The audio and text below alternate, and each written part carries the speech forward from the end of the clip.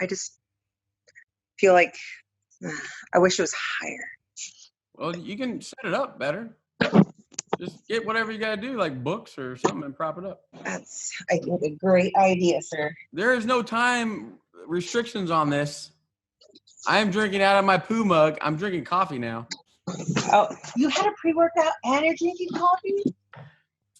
Yes. God. I drink coffee a lot. Explode. I'm going to explode one day. It's fine. You got it propped up. I don't want you to hold it.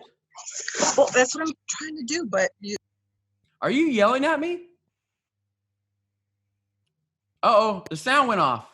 It's because my thumb went over the mute. See, I couldn't have yelled at you. I was on mute. Yes, and we both are conflict avoidant. To the degree that we make ourselves sick. Do you get sick when you're trying to avoid a conflict? Or do you just like bone out?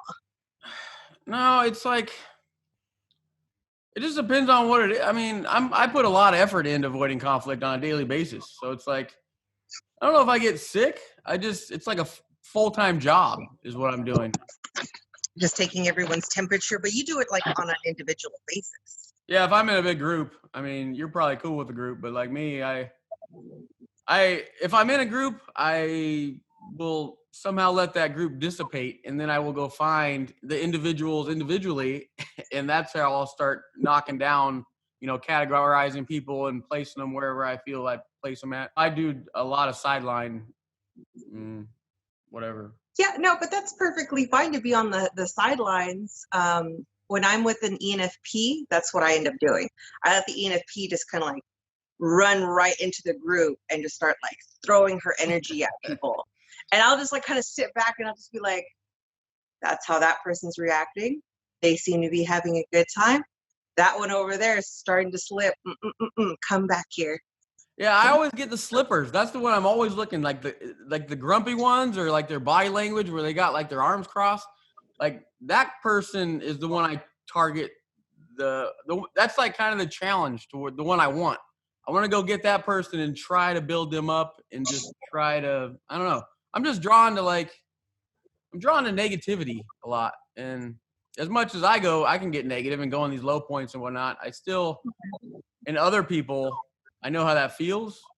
So I typically go find those people and just try to kind of make their day a little better. Do you think that that's part of like the whole, like, if you're in a comfortable state, you want to like draw them into that comfortable state? I don't like to be a downer. Like, so when I'm in a down mood and I know it and I'm all stressed out and things like that, I do not like to bring others down. And then if I do see that I am bringing people down and they're actually vocally telling me that, then I start feeling even more bad. So then that's how I'll remove myself and go hide. And that's what I think a lot of INFPs do, especially when you are a person who's trying to hunt us out. It doesn't mean we're trying to avoid you because you're a crazy extrovert. We're just like, we have all these low moments to where it's just, we got to go recuperate and then we can come back and play with you guys.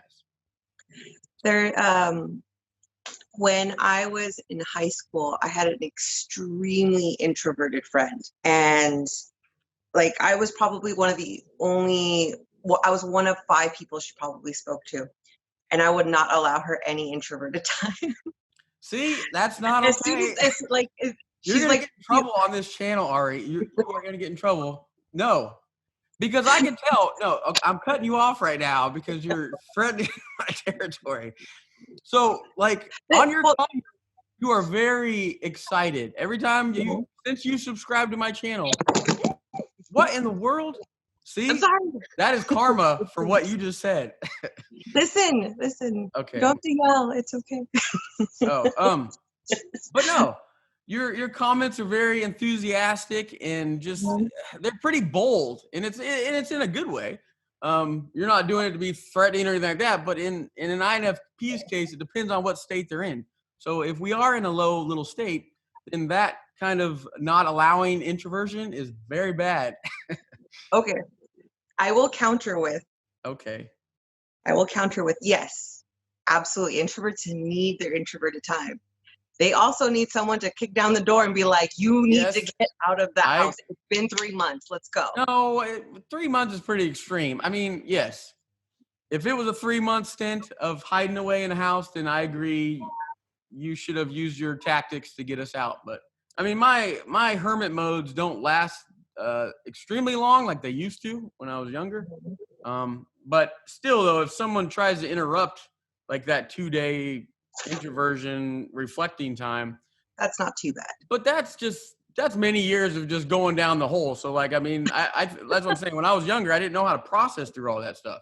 So even though something to this day is affecting me like it did in the back, like in the earlier days, like I'm more efficient with processing it all. Those days are precious to me. So if an introvert is, leaning on that thing where you haven't talked to anybody or you sat on the couch for 2 days, it's time to go out. But if that person needs 3 days, that's not good. It's just, and my problem is I never know or can explain to the other person that doesn't know, like you wouldn't know how much I need because I don't even know how much I need. It just kind of ends when it ends.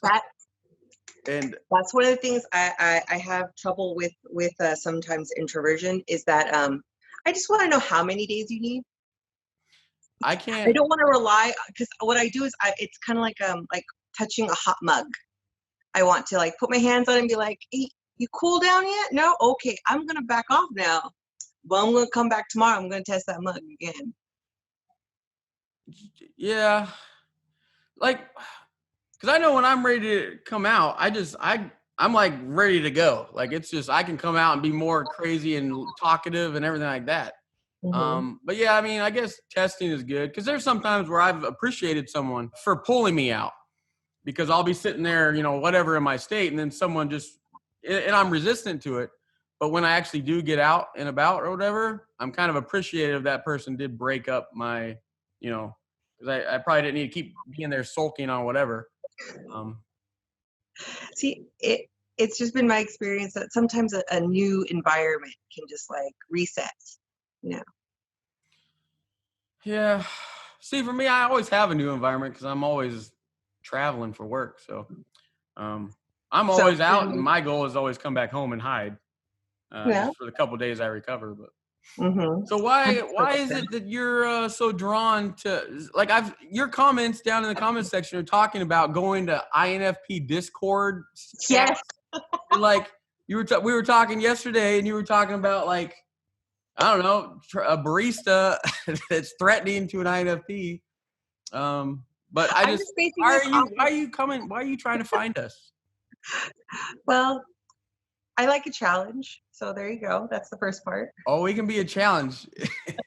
I know that for a fact. If I don't want you to know something or get in my little realm, then I'm pretty good at not allowing that. So I know for a fact one person in my life is an INFP. And he was such a mystery in the beginning because I knew I was coming in too hot with him, where I'd like kind of like walk up to him and just be like, "Oh, hi, my name is Ari. What do you do?" Just later on, he told me, he's like, "I felt like you were interrogating me, and if I didn't answer you, you would just ask more questions." And I was like, "Oh, I'm sorry, but I'm curious." So I only have such limited experiences with dealing with INFPs, but I hear like from like learning about MBTI, I'm just like, this is really kind of cute, and I want to get to know them more. We're not just cute. It's just so hard to get a hold of you guys. Like you guys like, well, I'm talking about like in person, maybe not online. I think online's a little bit easier because the tags, you can try and find each other a little bit faster. Yeah. But I'm talking about like out in the wild. No, and that was honestly one of the reasons why I started an INFP targeted channel to kind of get people coming in, like even for me, like, because I love to relate to people, and like in ENFJ and us, we're like really low on the percentage scale to MBTI types. So just because people might think you're an extrovert and you fit more into society or whatever, but you do have a low percentage of the population, which that comes with issues when you're faced with the majority of society. So like with us, like our cognitive functions are like all the same, but they're completely flipped to where they're all in the same slot. Like I have FI, you have FE, and all that, but they're all flipped down the board. And like I find, like I relate heavily to like the INFJ too. And it's weird because it's like you guys, we don't share any cognitive functions. But they're kind of in the similar slots, and we kind of manage things or navigate life differently or whatever. But it's like I'm really drawn to INFJs, and like ENFJs are just they're just an INFJ, but theirs is all, you guys have the same one. They're just kind of scrambled around. We're very similar. I work and live with an INFJ, and we're very, very similar because we both want we both have the same values. We just go about it differently. Yeah. Whereas like an INFJ wants to work on an individual and build that one individual up. Whereas like I'm thinking a little bit bigger, where I'm just like, no, if we introduce this idea to 10 people, those 10 people are going to move on and teach another 10 people, and you could have a much bigger ripple effect instead of spending all this time on one individual. And that's just kind of like a big difference as far as like how we feel. An INFJ and an ENFJ will go about I'm sorry. Will go about trying to exact change and influence and growth in people. Yeah, and I mean, I've known ENFPs in the same way. They're more going to get out there. They're really bubbly and things like that. So I can definitely be that way and affect a group, but like I typically do want to kind of do it one at a time, and just so I'll get around the group eventually, but it takes me a little more time, and I'm kind of doing it subtly to where I don't draw attention to myself. And I don't know. I just want to really have the time to really get to know somebody, or see if I can even get to a lower, deeper level with that person. As we're a big group, everything just starts getting shotgun everywhere, and it's too much information overload for me to take in. And I'm like, I don't know what's going on. It's interesting. What I think what draws me a little bit more into getting to know the INFP is their virtue and vice being like loyalty and loyalty and treachery. And it's one of those like ENFJs are always doing loyalty checks. It's very subconscious because of the whole we kind of go into covert contracts. So it'll be like, well, I'm not going to text this person. I want to see how long it's going to take them to send me a message. So I feel like that's something that like is interesting, because I feel like INFPs, like once you're comfortable, you want to reach out because you're like, this is a safe place. Hey, how's it going?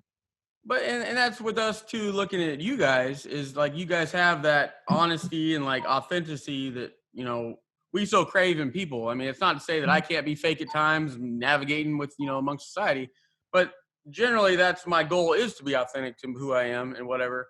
So I look for that in someone else, and you guys have those values to where you're generally going to be, if you're semi-healthy, ENFJ, you're going to have that authenticity that I can see through BS in like 5 seconds. Like, and when I see that, I'm not just going to write them off forever. I'll still interact with people and this and that, but I just know that if someone's going to be truly authentic for a decent amount of time, I don't want anything to do with it. And it just discourages me. So like with you guys have that. And that's something where I'm going to be interested in. When did you find out about MBTI? I found out about it maybe a year and a half ago. Nice. What did you think about it? Who did someone give it to you, or you just kind of? No, not at all. I was having some conflict issues at work, and it wasn't a conflict issue that I could just avoid. And it was with a manager, and I was like, why does it hurt so bad when they talk to me? And then I couldn't put it into words. Like, what they were saying was correct. What they were trying to get me to do was the right thing, but why was it so painful? And I started going, well, why can't I do this? So I just started going, well, maybe I just need to improve. So I started going into like wanting to be self-improving. So I thought maybe I'll start with a personality type, and I can like zone in and find out what it is. And then I ran into a YouTuber who's also an ENFJ. I started watching her videos. Megan Lavoda? Yes, that's her. Yep. and she was just starting a new channel called like how to manage different personality types. And the first one she did was the ENFJ. And I was just like, while she was talking, I was like, that's so me. don't talk to me in that way. Tell me how you want me to do it in this way. Or, I ended up sending that video to my manager, and our conversations became way better. And I was able to understand what she wanted from me. So then I was like, well, if that video worked, let's see if I am an ENFJ. So I took a couple tests, and then I just kind of started going deeper and deeper into the rabbit hole where I was understanding the cognitive functions a little bit more, and where the blind spots are, and how to kind of like strengthen yourself, because you can't really change your cognitive functions, but you can strengthen them. Yeah, and that's what it is. A lot of times those people that maybe are more of they like to be dealt with how they like to be treated or whatever, they kind of like, I'll mold with somebody, and that's my whole intent is to really, my goal is to be able to get us both on a deeper level. So knowing the MBTI system and all this, you don't know everything about a certain person. We're all human beings. So just this little typing system isn't going to tell you everything. And, I can be ENFJ on any given day. We can do it all. But like, I find that if you study this stuff, which I'm just interested in psychology in general, just getting to know people because it's so complex, like you said, we INFPs are a challenge. And I like challenges, personal people challenges. That kind of, it keeps me in tune or excited with something. If I kind of go down the rabbit hole and find the bottom, then I'm bored and I don't ever, I want to move on to something else keeps going. But no, I like to interact with somebody and just be able to, okay, this person's seemingly like this. They like to be talked with this. So I'm going to kind of cater to their sense. It's not to be fake to myself, but I'm just kind of going underneath their little wall and being able to have that deeper communication where we can both kind of come together, where they might not even realize it's happening, which is the whole thing why people don't like when they sense you're getting in their head. So you got to be cautious about it. But I like the challenge of being able to kind of relate with a totally different type, just for that satisfaction of both of us not being conflicting, and again, limiting conflict in general for both of us, not just one or the other. And I think that that's something else that INFJs and INFPs have in common, is that we don't like shallow conversation. Isn't it? It's like, oh, I'm spending this time with you. Let's make it meaningful. But that's what it is. It's like there's so much back and forth with small talk and how horrible it is, and this and that. But it is somewhat a gateway that you have to kind of utilize, or else you're just not going to be talking to nobody on any deeper level. So I mean, as much as I do dread the small talk, I understand its purpose. But my purpose is not to stay in small talk. I'll start engaging with little small talk chatter.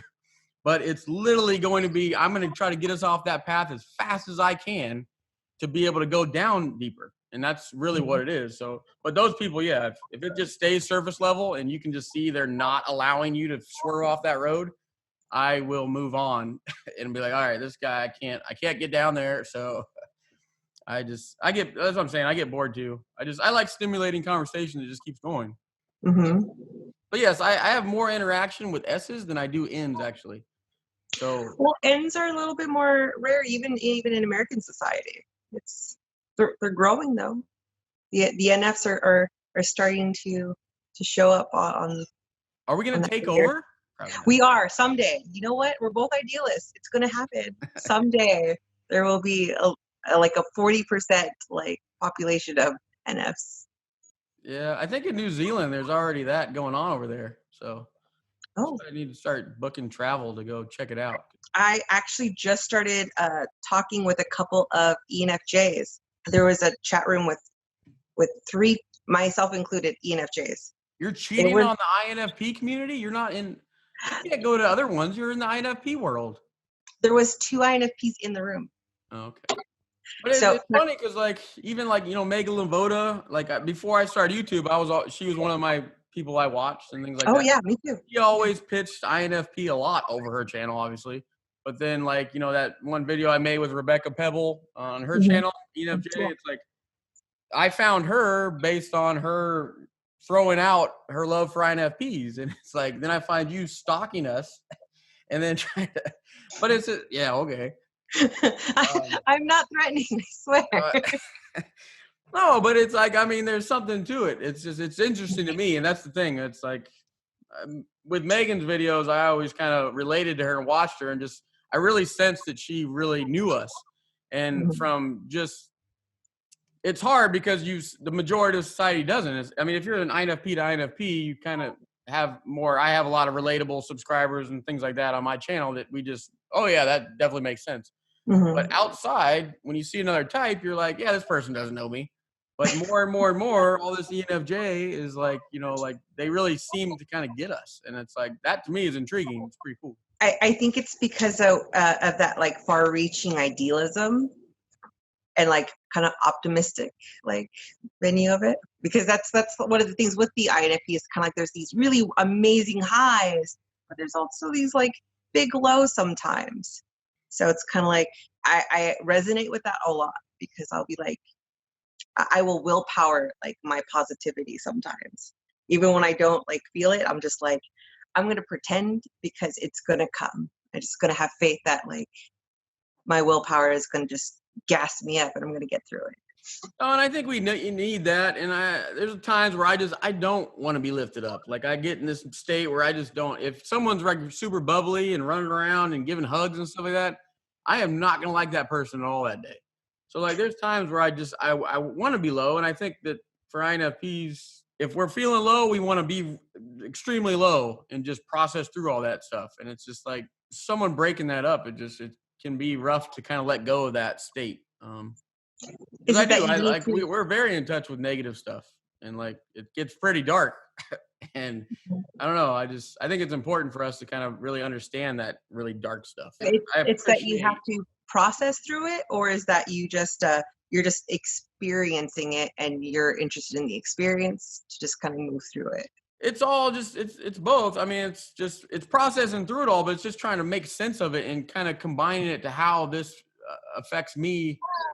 Like, how does this fit in? What this experience I'm having, I'm not someone who generally sweeps stuff under the rug and just, makes it go away. Like a lot of people will do that where they'll have some negative, I'm going to ignore that forever and it goes away. So, I mean, I'm not saying that I can't do that at times, but like the majority of the time, if I'm like going through a horrible time, I'm going to go sit there in a dark room for however long it takes and just really sift through all that rubble and try to make sense of it to where it gives me that knowledge to kind of better be in tune with myself. Because as people, it's not just about sunshine and rainbows. I mean, everyone likes to put on that face. Why are you not happy? But we're wait a minute. What do you mean that life's not sunshines and rainbows all the time? What? See, no, it's not. Are you being not honest right now? Are we going to have a conflict? I'm just saying, like, I think that's pretty amazing because most of the time I have no idea how I feel about something. Even when I'm upset about something, or ENFJs don't, I think it's so rare for us to be genuinely angry. We'll be annoyed, and annoyance just kind of like bubbles up and then it like kind of cools and it kind of, we're annoyed easily, but we very rarely get angry. But as far as like experiencing why we're, or getting to the root cause of why we're upset, is very hard because we're so empathic usually that it's hard to understand where if it's us or if it's somebody else. And it's just easier to figure out that line and just move on to the next person and just be like, hey, are you angry and depressed? No? Okay, great. Let's just like vibe with this for a second. So it's not that there's any disingenuousness about it. It's just that sometimes I think it takes a lot of like energy for ENFJs to kind of sit down and really reflect on the self. And it's opposite for me, to where if I have an experience with somebody, I'm going to more go towards myself. What did I do wrong? How did I mess that up? It's like I go internal every time to what, it doesn't matter if someone's being mean or something like that on their end. I'm still going to not necessarily, I'm not going to put it on that person. I'm going to go to me And I'm be like, what did you do wrong? Like, and then I go in there in my head and start like sifting around. Could you have done this better next time? Can you do this? Can you do this? Can you do this? And I'm really just, I'm inside all the time. And that's what I'm saying. Instead of not understanding what it is, I always turn backwards usually and just see how I could have avoided that, I guess. That's interesting. It's do you find that you always take on all the responsibility for an interaction sometimes, or is it just the default when you are reflecting on something like that? So you automatically assume the responsibility of the interaction? Well, initially I do, and that's the thing. If there's some bad interaction, I was part of it, then I'm going to initially go inward and just look at everything I did. So, but then after I process that time, again, it might need a day to process. It might need a couple hours. But once I kind of go through everything of what happened, how the situation played out and things like that, if it comes to be where I couldn't have done anything better, it was just that experience and that person was having a bad day and it was their fault, then I won't go forward and just say, oh yeah, that was my fault. So, but I will always go check first to see. And then that kind of helps me to, again, avoid conflict in the future, which is my main goal, is to where if I have a similar experience with another person a year from then, I would have already done the processing time internally to where I can kind of manage that, situation in the now, like with a better chance to get out of the conflict, same situation kind of thing. I had a point, but I don't know what it is. That you can remember things? Yeah, I don't know. But like when I'm in, like what you're saying about the questions people asking you, like if I'm in a one-on-one conversation with somebody or even a group, I typically am always thinking ahead to what I'm going to say next or whatever. So like if someone's asking me a question, I'm kind of trying to listen to it, but I'm also in my head trying to process my next steps so I don't have verbal diarrhea. And I can kind of make sense because it takes time to unravel all that stuff in my head to get it out. So it's like, it's clear as day, but like when that's my problem in conversations. It's like they're saying something, I'm already kind of not listening to them. Like I'm a good listener, but it's choosy when I'm listening. So like if it's something really deep or whatever, then I'll listen to it. But if it's just something to carry through a conversation of surface talk or whatever, then I will generally be kind of a little bit off to the side in my brain, just trying to make it so I can get through the help on my side of the conversation. I can get kind of through it better. So it's good with like an extrovert because an extrovert can typically carry the conversation, or like you know what I mean? You're going to kind of more drive the conversation. Like on the video where whatever, but like this is my little world video. So I can be chatty and all that stuff. But like if it was just one-on-one, then I appreciate someone else leading the conversation to where my answers are more just, the follow typically. So you're going to start your own little channel? Is that what you're planning? That is the plan. Because I've been really like outside of Megan, there's only like 2 or 3 other people that do videos, and they don't do videos anymore, or they're not as informative. Like if I were to type INFJ in the search bar for YouTube, I'm going to come up with at least 6 different people creating content. Yeah. For ENFJs, I'm just like, well, there's not much out there for us. And I think maybe it's because we don't want to be criticized or put under the microscope. Yes, tell me about it. Like it's even for me, but I'm like avoidant of social interaction. Like that's what I'm saying. Before YouTube, I only have Facebook that I didn't use. I didn't have any of that other stuff. So like for me especially, like it's a super fear because criticism, social anxiety, putting all your stuff that's inside you out into the real world. Like for an INFP, that is like the worst possible combination ever. But I saw it the same way where it's like I used to see all these YouTubers, INFP YouTubers that helped me get through hard times. You know what I mean? Before YouTube, I'd watch them and just really related to and appreciate them, but they disappeared. Being on YouTube over a year now, I know exactly why. Doing the INFP fade where you're just kind of like, bye. No, that's why I'm wearing my Irish shirt, because you said yesterday that I'm going to do my Irish goodbye. which I am like one of the I am a master at Irish goodbyes. I don't mean it to be harmful or mean. Oh yeah. Like, I'm not good at goodbyes in general. If I gotta leave a house and say goodbye, I can't do it. I'd much rather just slip out the door awkwardly. Yeah, I understand that. I'm from Hispanic culture, and you're not allowed to leave the house until Oh, you I'll hugged find a way. and kissed Bring me over there. everyone I'll all find a the way. way up, and then you're going to sit on the couch at least 3 times, and then you're going to have to go through this whole process over and over again.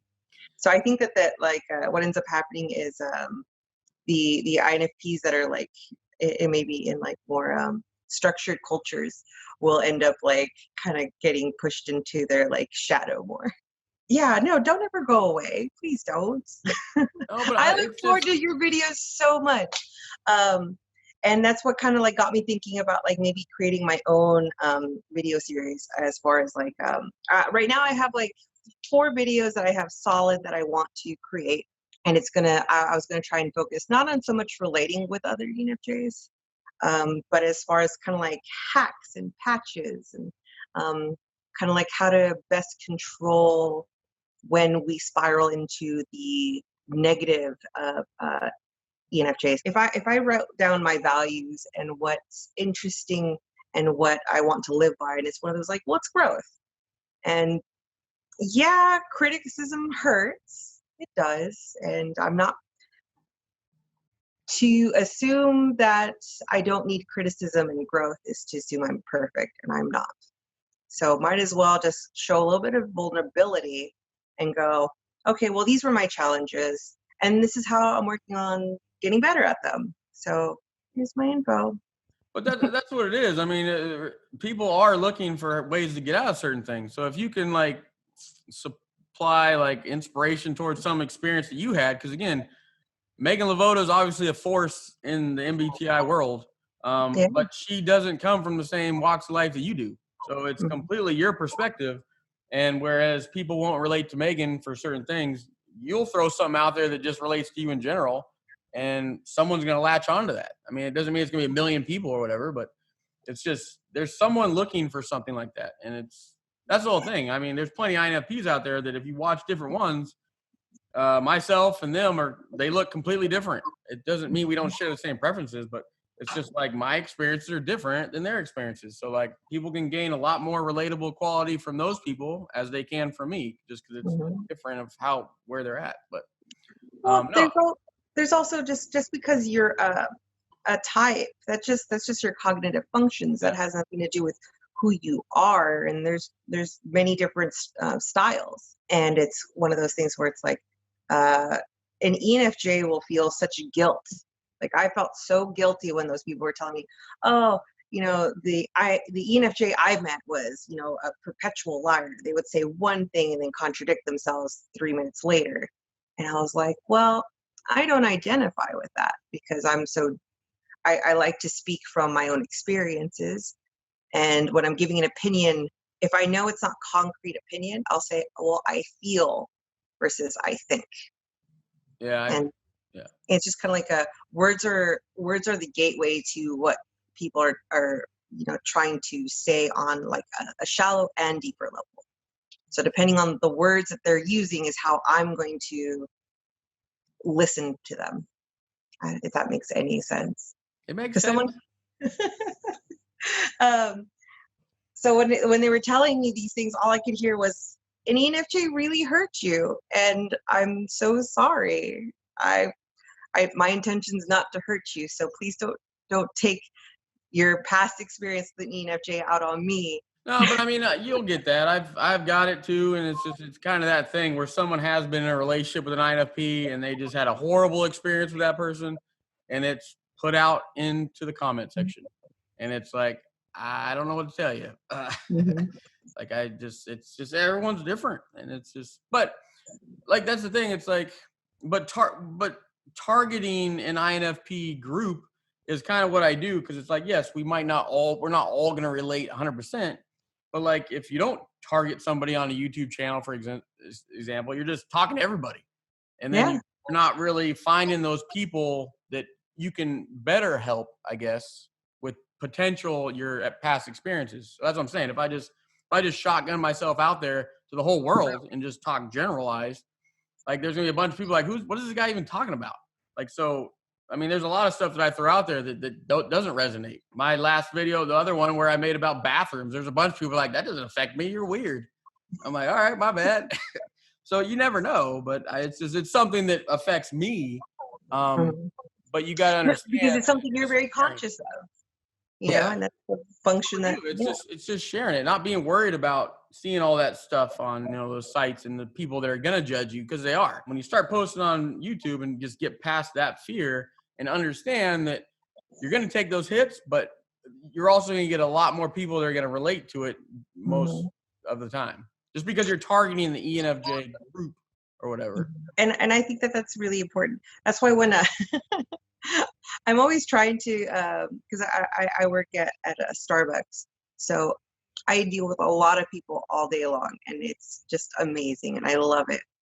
But I'm always trying to find out, like, because I see everyone on a daily basis, so I get to see, you know, good times, bad times, and indifferent times. And I've been trying to get into with a little bit more of the INFP community because I'm interested. You guys are like walnuts, you know, and it's I'm gonna soak you in like love and affection, and then I'm gonna pull you out, and I'm gonna slowly start peeling those layers off so I can like get to the brain meats. No, but we appreciate that, even though, like I was saying a bunch through this video, of just like, don't come attack me. It's like, leave me alone. It's like, but I mean, I know for me, I appreciate that from someone who's just, they mean well. I know where it's coming from. It's not an intent to harm.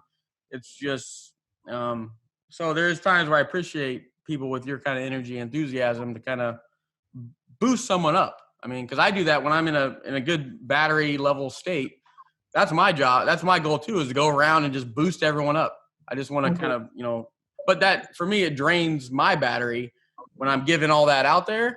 Yeah. I do it a lot, and I can, you know, positively uplift people, but also at the same time, I'm draining myself down, and I'm like, so it's kind of like that movie, The Santa Claus, with that little magic battery that goes down to zero, whatever, before I can fly my little sleigh. And it's funny because I feel like ENFJs are like the hybrid of like extroverts, because we understand we're up here, but the second we start feeling that the person is like, whoa, take a step back, we're like, oh, this is better. Yeah. Do you feel less like I'm invading your aura? Everything's gonna be cool and chill.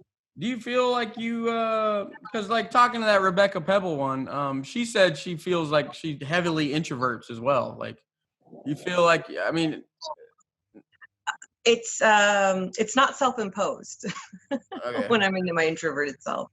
I've never lived by myself. And even then, I always have something nearby. I don't, being trapped by myself, I guess, would be the same example as if you did not have a safe space to kind of like withdraw from. It's almost polar opposite for me. Yeah. I was watching, I was reading an article saying, you know, if you isolate an ENFJ, like say if they're in jail, they did something bad, and then you put them in solitary, that they'll draw faces on the walls, just because like they need that. And I read that and I was like, that's so sad. And then I look up at my room, and in my room I have all these like portraits, like art and stuff like that. And they're all every single one of them have faces, and I was like, it's true. So is Tom Hanks' character on Castaway an ENFJ, I wonder? With his little buddy Wilson that he fabricated? I know. I was actually looking for Wilson somewhere in your background, thinking like, oh, it's like Waldo, like in all your videos, he's somewhere. Yeah, no, he's slipped a couple of them, but I do typically try to grab him and bring him with me, but I don't always remember. So it started in the beginning, and so I just kept bringing him around. I think he's in the bathroom right now, left from the bathroom video. I think that's where he's still at. So. Do you ever wander around the house with him underneath your arm? No, it's not like that. It's for more of like a joke of where I just don't have any friends, and he's kind of like my only little friend. It was more of like a joke, but no, I'm not some creepy person where I just buckle him in the seatbelt while we drive around town. I talk to him. I'm not like that. It's just, it was more of like my little co-pilot, my little co-star. No, I love him. Honestly, the first video I saw with you and he was in the background, I was like, that's so cute. That's your bestie right there. Yeah. As we don't have a lot of besties in general, so that's why. Really? Oh, I don't know. I don't have my friend circle. I don't hang. When I get home, I have no adult friends.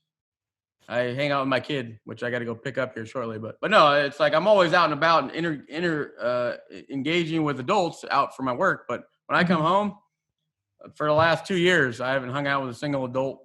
And my best friend, he's in another state. We talk like once a year. I mean, it's really sad for someone maybe like you to look at it, but for me, it's like normal.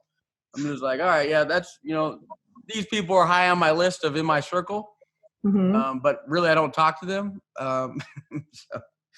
But no, because I'm surprised by just because of like, again, the virtue and vice of the INFP is the loyalty and treachery.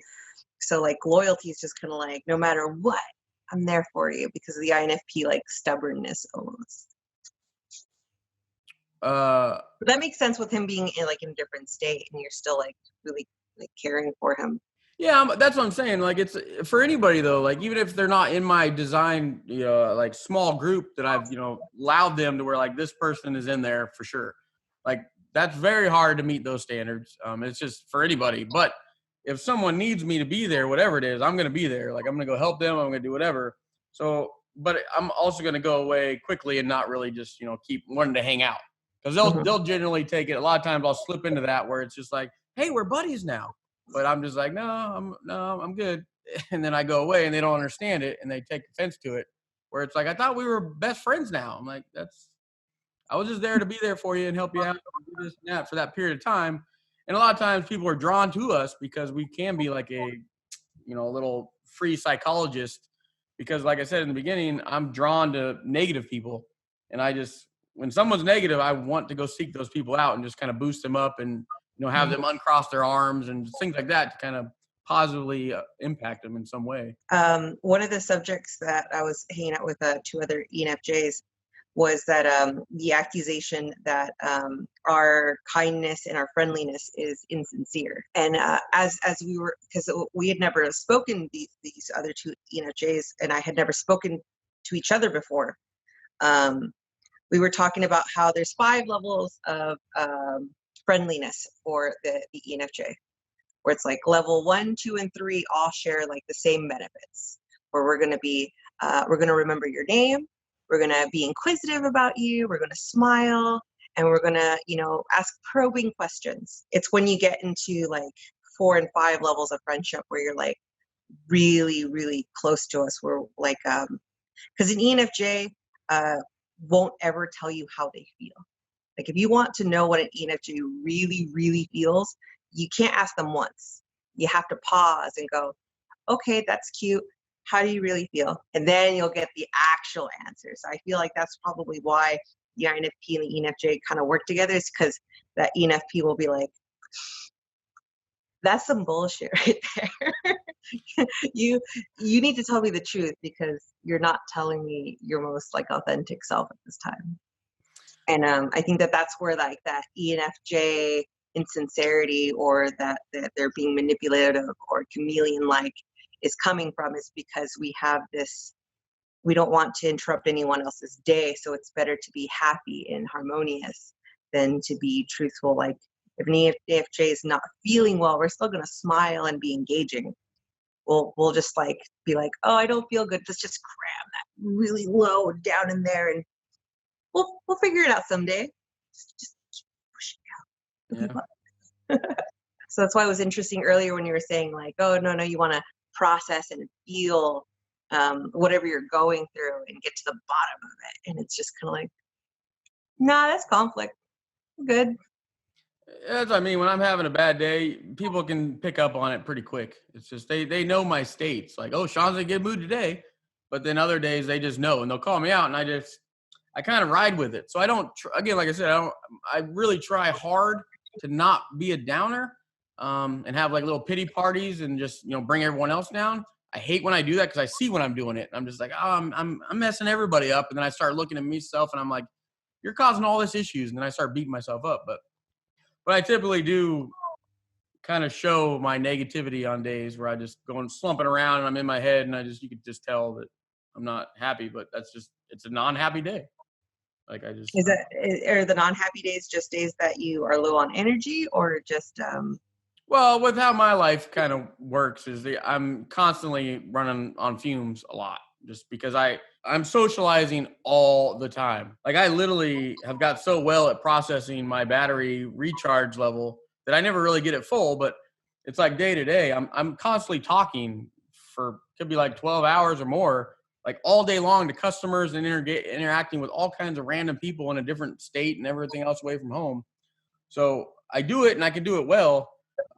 But like I have to go to the hotel or whatever and just like try to recharge as fast as I possibly can. But then on days too, where I'll have to go to business dinners after that 12-hour day and then go socialize and have a lot of small talk over dinner, which is even my worst nightmare.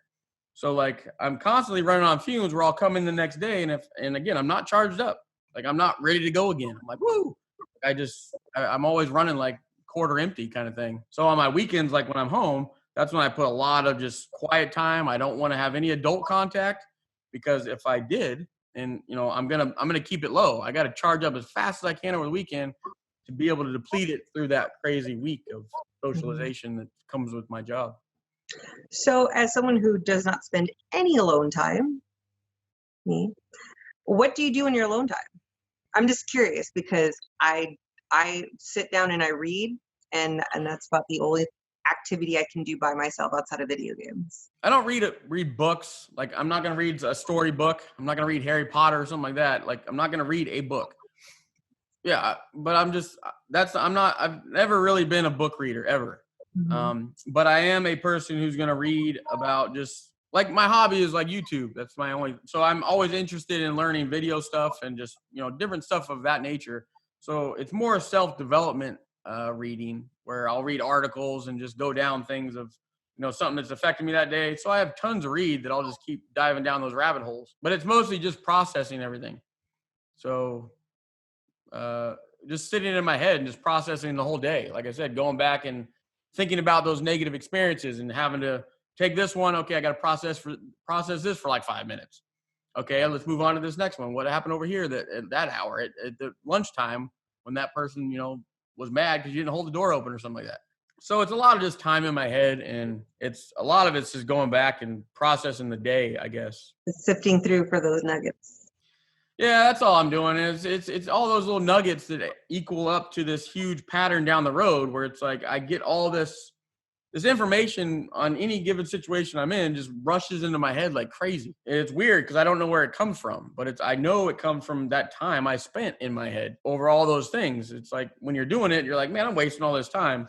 But it collects so much data for me that I can use and it just sparks out and it all comes in and I just can kind of navigate my life through 100 ideas at once that just pop in that are pattern connections. That's neat because I think that ENFJs don't spend any time doing that. We're processing in the moment. We're just kind of like taking in whatever, and that I think that leads to us being impatient. Because that's one of the big things that ENFJs are, is we can be very impatient. So we're just like, oh, this thing's cool. Let's do it now. We don't need no information. No, if this thing's cool, I get spontaneous too. If I see something cool that intrigues me, I'll definitely want to do it like really quick. But sometimes no, it's like I need to think about it first. How does it fit in? Like, is this gonna vibe with me or not? Is this scary? Is this whatever? But I'm pretty spontaneous as well. With something that excites me, especially video topics. Like we just talked about this yesterday this morning. I don't even know when it was, but it's like that's when I'm the best to do something. Is like something that's new, and I'm just like, oh, let's do that now. But then it can burn out quickly. So if it would have gone a week or two where we didn't make a video, I probably would have been like a little bored of the idea, not of you, just of something else, because something else from the next week would have popped into my life, and I'd be like, oh, I want to do that now. Well, have you reached out to the INFP community, or is it just like it's a continuous conversation with them? or is it kind of like spike up here and there? What community are you talking about? Like Facebook people or something? Like or what? Oh, just like the YouTube community, because I read through the comments too, and I'm always just like, oh, I've seen this person comment before, and like sometimes they identify, and sometimes I'm like, well, I don't know, this is more me, and they might be a little bit more open. Do you find any like inspiration from those comments, or like? Oh yeah, no, a lot of my videos are triggered off comments. I mean, that's what I mean. Just with me and you, with our little comment right there, we're doing a video right now. It's literally the same effect where it's like, so like the first like 3 or 4 videos were somewhat planned. And then after my third, I'm already over like 50 videos or whatever it is right now. Like ever since like number 4 or 5, every single one has been week to week. Like it was just like, oh, this affected me this week, or this popped into my head this week. I'm going to talk about this now. And for me, it flows better that way. Like, cause I have that huge list, and I've talked about it on other videos. I had a big list. I still have a list of video ideas. But there's like 20 of them in there that I haven't even got to, because I'm just like, my week to weeks are just inspirationally driving me to, and it just, I don't know, it just, something's got to be new in my life to where I'm excited about it. If I don't do it, like I said, if I don't do the video with you, it's just, I can move on quickly and just go somewhere else. So it's not really a planning phase. I like spontaneity, I guess, and new stuff more than preparing and planning for something. I like to just go with the flow. Yeah, it terrifies me. Yeah, no, that's more natural for me. No, like, hey, I did it. I jumped into it. I was just like, it's like, give me 30 minutes to get my human face on. And I got hat hair. So today's my birthday. So I wanted to just. Are you serious? Yes, it's my birthday today. And I'm spending it with you. Oh my gosh, that's so exciting. Yep. My birthday was on the 5th. Nice. I got one more year till I'm 40. Yeah. So what are you going to do for the rest of the day? Just hang out with the kid? I woke up at 3 a.m. traveling home from a job, and now I'm going to go pick up my kid, and that's my birthday.